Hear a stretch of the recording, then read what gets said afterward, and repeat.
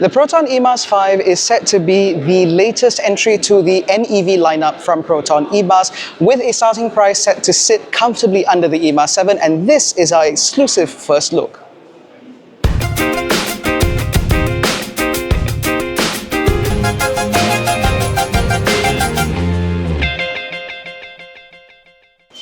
Now, we're not allowed to show you the entirety of the car nor a significant portion of the design, but we can say quite confidently that the new PROTON eMAS 5 will look very similar to the Geometry, Xingyuan, Star Wish, whatever the hell, that you can get in the Chinese domestic market. In terms of the overall design, not much has changed, not just in terms of the overall exterior appearance, but also in terms of the rolling stock. Now, of course, the vehicle that we have here is a pre-production unit, which means things like any panel gaps, etc., that you might be zooming into right now may not necessarily be reflective of the vehicle that you'll get later. However, in terms of the oily bits, that should remain the same. So we are expected to see the eMAS 5 in two variants, a base model running a 30 kilowatt CATL LFP battery, as well as a higher end model which runs a 40 kilowatt LFP CATL battery.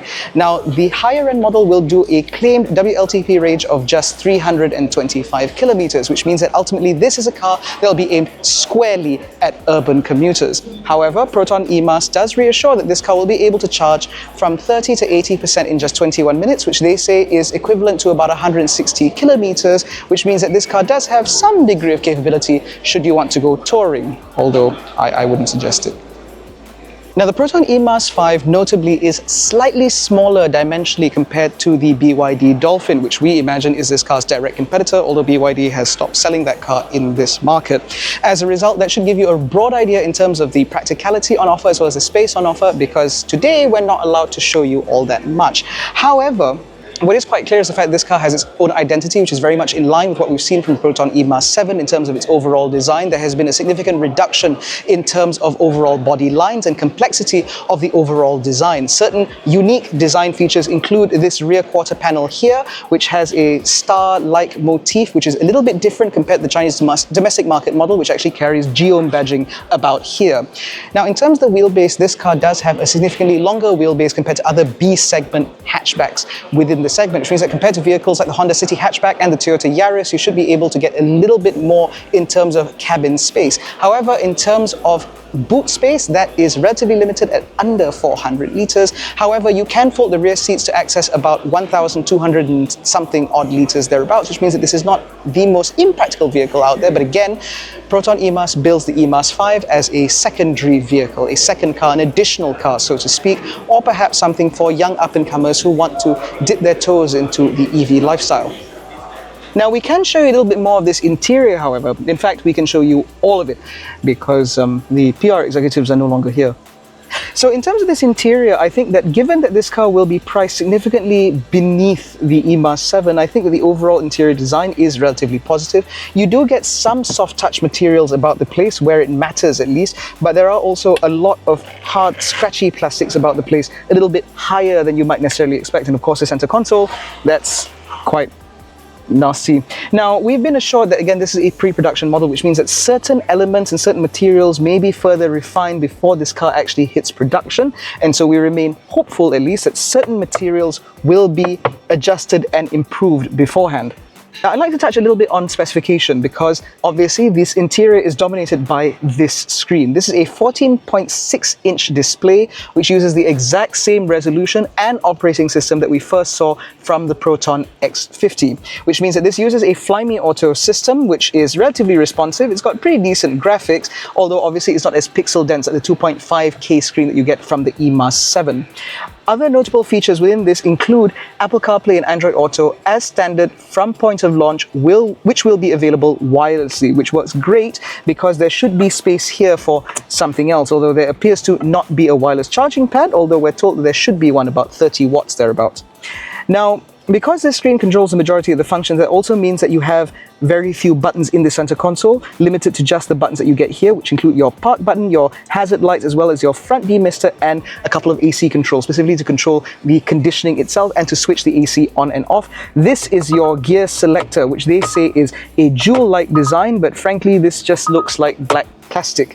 The action, however, is quite nice. In terms of the overall HVAC controls, those are quite simple because this is air conditioning, not climate control, which means that you just control the amount of cooling that you want and you control your fan speed. That's it. That also means that there is no automatic function. Now, in terms of the overall ergonomics, this car does not come with power adjustment even for the driver's seat, which means that you are going to be doing that a lot in order to adjust the height. But perhaps slightly more annoyingly still, this steering wheel only adjusts for angle and not for reach, which is a desperate throwback to slightly more affordable Proton models. But at least the steering wheel design is very interesting, because as standard, this car will come with a dual tone steering wheel like we see here. This lighter interior upholstery color should also come as standard, and the buttons on this are, or at least they appear to be, slightly easier to read and to use compared to even the Proton eMAS 7.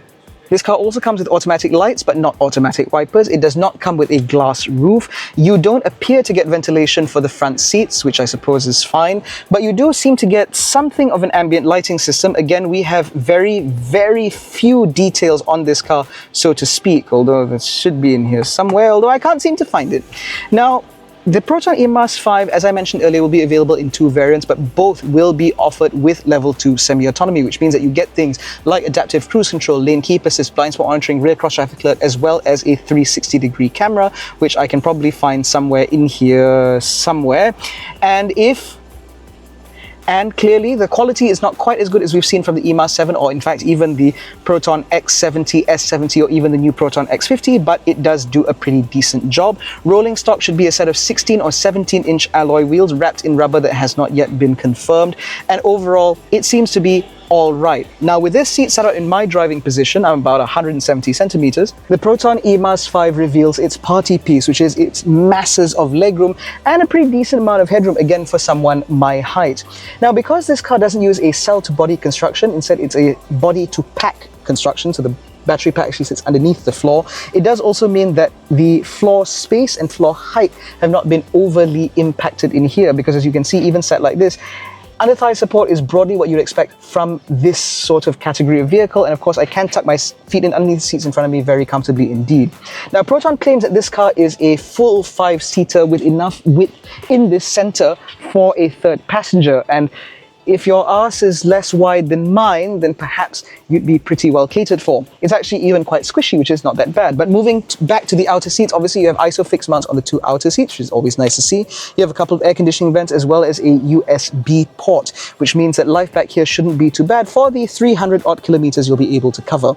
In terms of the overall material quality back here, it is just as good or as bad as it is in the front, because scratchy plastics are still abound, but there are some soft touch materials where it matters, which means that, again, it is not all that bad. In terms of audio, this car should come with a 6-speaker audio system, although it doesn't appear to be branded Fly Me audio, which means that they should just be regular old speakers, which should be, again, about what you'd expect for this class. Overall, it's not bad, especially for the price point they're targeting, which we're told should be under 80 grand. Now, we can't show you the back end of this car uncovered, but we promise we'll show you the car all camouflaged a little bit later. But this is a fantastic demonstration of just how much space there is in the eMAS 5. Now, we're told that this car will not come with a parcel shelf, or at least that's what they're deciding now. That might change a little bit later, because there are rails for a parcel shelf. Now, in terms of the overall space, it might not look like it's very big, but as you can see, we've already fitted one foldable bike and a set of smaller golf clubs in the back of this car quite comfortably. They coexist quite comfortably back here. And these rear seats can be folded 60-40 for added practicality, which means that there is infinitely more space for you to load even more crap in the back of your eMAS 5, which means that, again, as a relatively affordable entry-level type vehicle, this should be just fine. This is the exterior of the car that we can show you, which already reveals certain design elements that we weren't able to touch on or show you a little bit earlier, such as the full LED headlights, replete with a very unique Proton signature to it, replete with a 3 dash down here, just like the new X50 and the S70. Now, as I mentioned earlier, it's been communicated to us that the eMAS 5 will be available in 2 variants, which means the starting price should be very attractive indeed. This car will roll off the production line in Tanjung Malim once that production line comes online, but up until that point, these cars should also be imported from China in that sort of stopgap measure sort of way.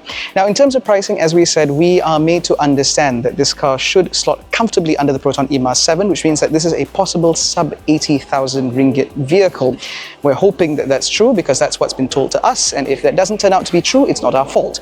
However, in terms of the overall packaging, the after-sales warranty, etc., this car should mirror what was already seen from the PROTON eMAS 7, which means that there should be no nasty surprises awaiting. Let us know what you think about the new PROTON eMAS 5 in the comment section below, given its 325km WLTP range, as well as its projected starting price or estimated top-end pricing as well. Do you think this is something that might be appealing to you, primarily as an additional car or a secondary vehicle, or perhaps even your first EV, something to dip your toes into the electric lifestyle? Let us know in the comment section below. In any case, that concludes our very first look at the new PROTON eMAS 5. If you enjoyed this video, please give it a thumbs up, subscribe to the channel, hit the little bell icon to be notified every time we make a new upload. Don't forget to follow us on Facebook, Twitter and Instagram, as well as TikTok. All the links are in the description below, including the link to join our new WhatsApp channel.